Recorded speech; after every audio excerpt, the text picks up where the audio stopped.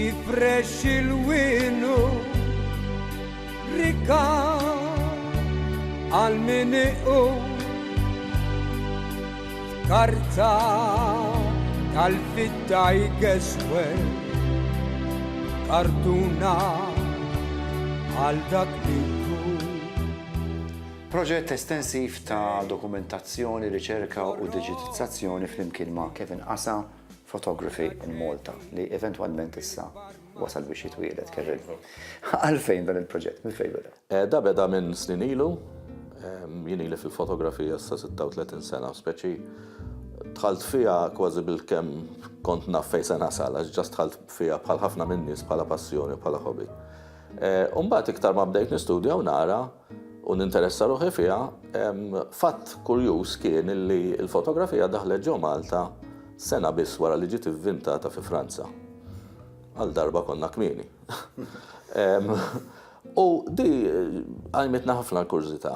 U bdej dejjem nipprattika u nara u nistudja u nipprova insib informazzjoni fuq il-fotografija ġew Malta kemm jista' jkun biex nistudja x'ġara ma ġarax. Sfortunatament ma tantx kien sar fuq fotografija f'Malta li huwa akademiku. Però anka tru ħabib tiegħi li Nobsajla li ħafna minnhom jafuh fil-fotografija kien ilu ħafna ġifier kien president tas-soċjetà wkoll tal-photographers. Kont intqajt anka darba minnhom ma' ċertu Professor Harker kienet Ingliża. Di kienet bdiet proġett u kienet qed tikteb fuq il-photographers Maltin. Snin ilu ġifieri. Fil-fatt waslet biex ippubblikat ktieb illi għalija kien referenza tajba biex bdejt nibbildja fuqu. Fil-fatt imnalla kienet damet ħafna biex tagħmlu, kien inqalala wkoll xi problemi anke miskina b'waqt li kienet qed tagħmel ir-riċerka darba minnhom serqula parti mir-riċerka u mir-ritratti oriġinali minn ġol karozza tagħha f'Londra. Allura rridet terġa' tibda mill-ġdid, ġifieri twas. Però għamlitu u at least kien hemm referenza. Apparti dik sibtu wkoll Giovanni Bonello, Dr. Giovanni Bonello jikteb taspies fuq fotografija u kien jispirani wkoll anke fil-kitba tiegħu. Però ma kien hemm xejn qisu maqut, ġifieri ftit jitlgħu hemm. U kodba li huma more or less coffee table picture books mingħajr wisq. Meta dħalt iktar fil-fond fil-fotografija anke bdejt nagħllem il-fotografija u ġewwa pajjiżna anke barra, bdejt niddejja illi isu m'hemm xejn li l-istudenti jistgħu jirreferu għalih fuq photographers Maltin. U li ħafna informazzjoni bdiet tintilef as time goes by. U deffis frasi biex għall-ewwel ma kelli idea l-ktieb ta' għall-ewwel bdejt niġbor kull ma nsib biex ngħidu iva waddabhom hemm ħansalvu. Anke ritratti antiki, etc. Minn hemm mbagħad bdiet għaddejja l-idea kont għamilt masters fuq xi ħaġa oħra, speċi tal-lim daqsxejn iktar kif forsi tikteb ktieb akademiku u dħalt iktar fil-fond hemm u ġietni l-idejat ħanagħmlu. Mingħajr ma kont nafa xi ġdieħel kważi. Forsi kien jerġa' għax naħseb għax tant fih x'kien fih xogħol. Avolja kienet biċċa xogħol kbira, ħadd pjaċir immens għax skoprejt affarijiet fuq photographers Maltin illi at least irnexxieli dal-informazzjoni kollha salvajta mhux intilfet.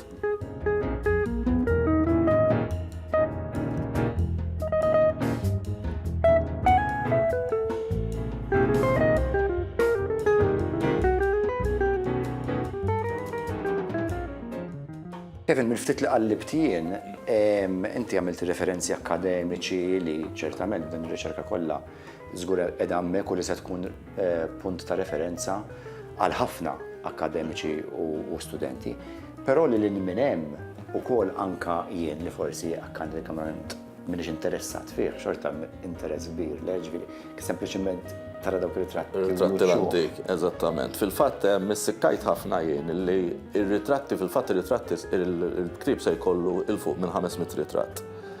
90% minnhom, jekk mhux iktar, ħanajt 90 biex inkun safe, se jidhru għall-ewwel darba. Għax ħafna minnhom ġew minn kollezzjonijiet privati, minn ħbieb, minn riċerka li għamilt jien, milli xtrajt minn barra jien, allura qatt ma deru.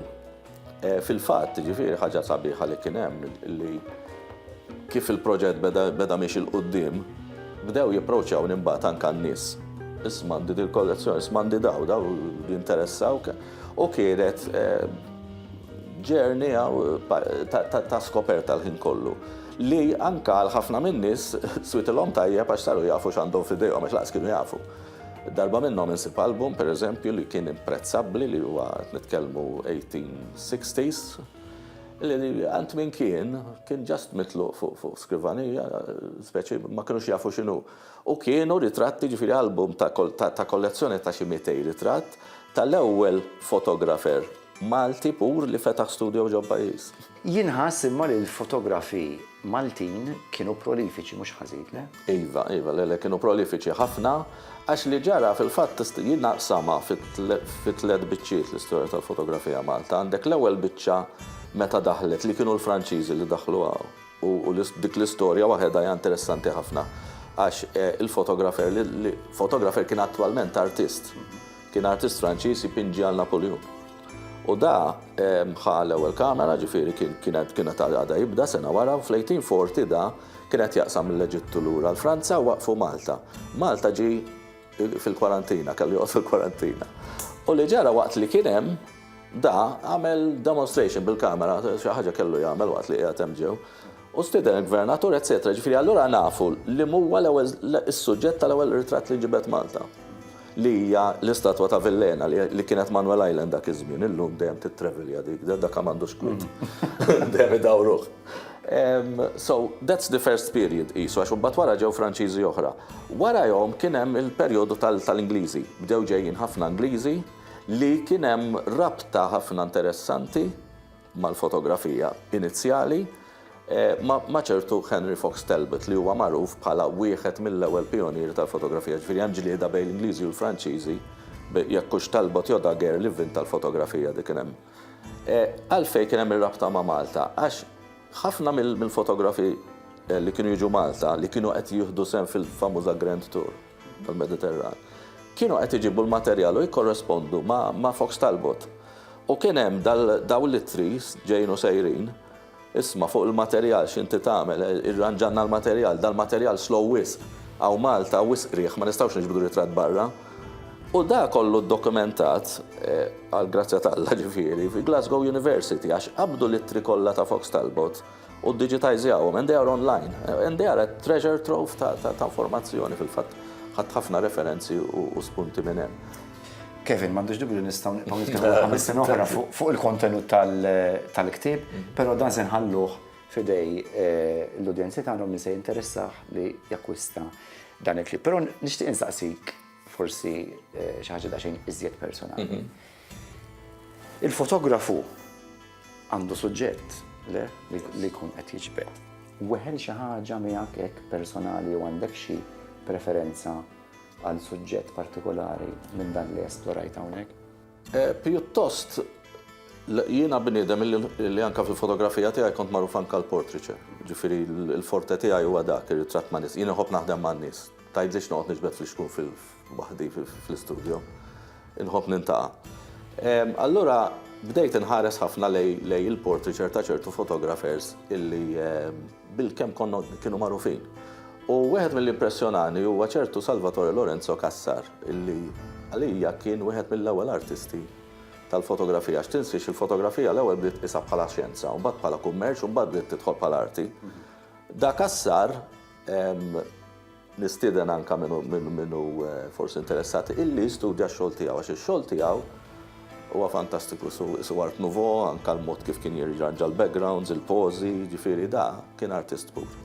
Kevin, grazzi ħafna tal-ħin tiegħek. Grazzi inti. Jiena m'għandix dubju li bħala wirt lil pajjiżna barra l-ħafna xogħol tiegħek ukoll, dan huwa wieħed mill-proġetti li ċertament se jkun wirt utli ħafna għal dawk kollha li interess. Nispera dak kien l-iktar skop biex anke nqanqal ħafna iktar interess fuq dak li għandna f'Malta.